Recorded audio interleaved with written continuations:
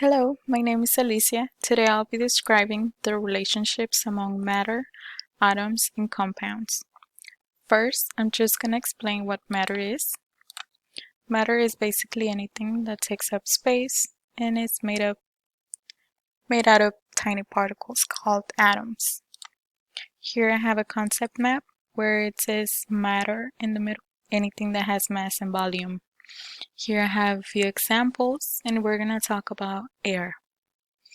Air, even though we can see it, we're breathing it in. We're breathing in microscopic particles of nitrogen and oxygen, and we're breathing those particles into our lungs. And even though we can see it, if we breathe out into a balloon, that balloon is going to take up more space as we breathe out. So therefore, it has a volume. And if we put that same balloon we just blew up in on a scale, it would definitely have a mass. Next, we have atoms. What is an atom? An atom is the smallest unit of an ordinary matter that forms a chemical element.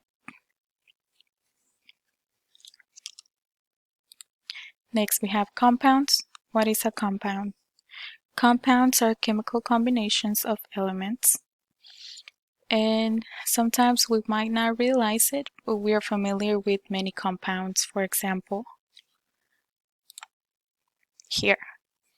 If we mix sodium with chlorine, for some weird reason we end up with this compound sodium chloride, which is table salt.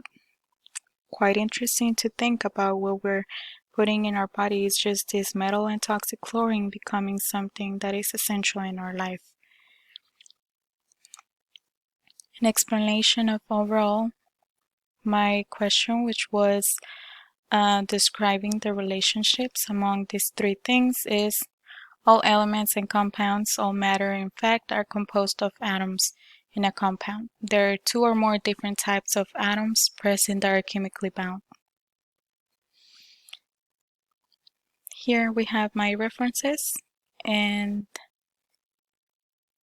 a YouTube channel that I use for more resources of my information. Thank you.